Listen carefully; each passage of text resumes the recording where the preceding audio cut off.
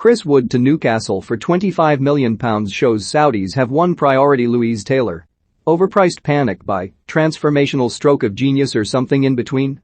By late May, when Newcastle visit Turf Moor for their final Premier League game of the season, the answer should be apparent. The moment Yasser Al-Rumayyan agreed to trigger the £25 million release clause in Chris Wood's contract at Burnley, Newcastle's chairman emphasised that, right now, his club have a single priority.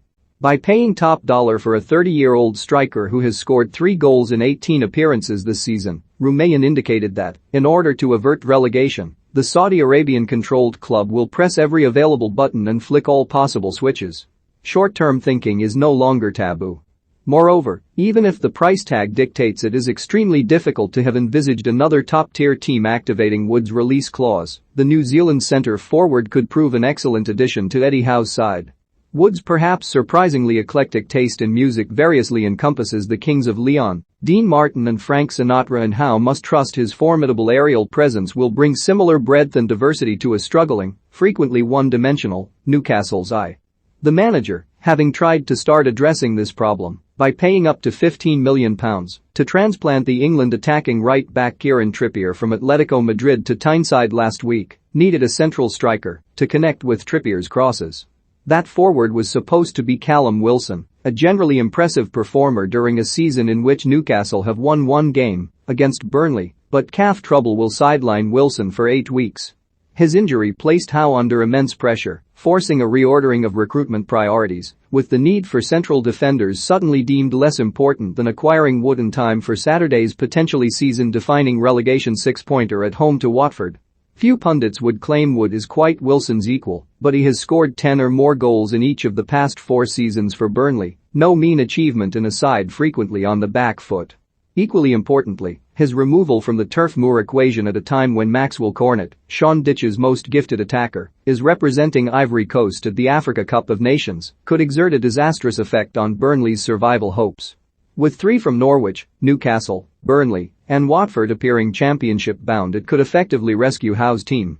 Much hinges on Dyche's ability to reinvest the Wood millions swiftly and successfully, but he will not be easy to replace, and there are fears Cornet may suffer from no longer being able to play off the former Leeds target man. No wonder Burnley's manager is apparently incandescent at his number 9's departure. Or that Norwich are not overly enthusiastic about allowing their midfielder Todd Cantwell to move to St James Park.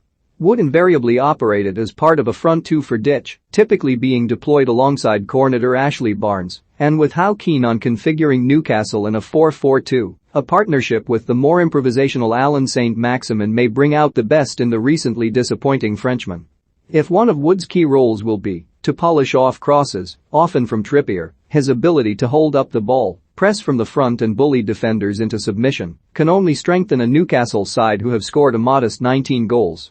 Once Wilson is fit, it is not inconceivable he could play alongside Wood. After all, the former did well in a wide role during a brief flirtation with a split striker system featuring Miguel Almiron as a false 9 under Steve Bruce's management last season.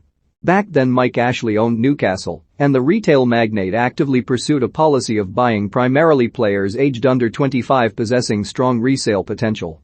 It is impossible to imagine Ashley sanctioning Wood's signing, let alone that of the 31-year-old Trippier, but such failure to speculate to accumulate largely explains why the club were twice relegated on his watch. Even if Wood loses his starting place on Wilson's return, he will be deemed money well spent if he helps Newcastle avoid the fate they suffered in 2009 and 2016. Should the worst happen, Trippier and Wood are players who would be expected to excel in the second tier, helping secure promotion at the first attempt, but no one at St James Park wants to contemplate that possibility. When, last October, Saudi Arabia's public investment fund purchased a majority 80% stake in a club co-owned with the minority shareholders Amanda Stavely and Reuben brothers, it certainly did not envisage suffering the spectacular loss of face across the Middle East which would accompany relegation. At a juncture when Paris Saint-Germain and Manchester City are thriving under the control of Saudi's Gulf neighbors in Qatar and the Emirate of Abu Dhabi respectively, such a calamity would not be remotely well received in Riyadh and Jeddah. Championship football was never supposed to be part of the geopolitical soft power playbook.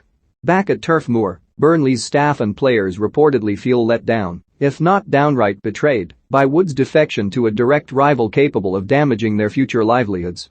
How, Rumayan and Stavely must hope he exhibits similar ruthlessness in front of goal.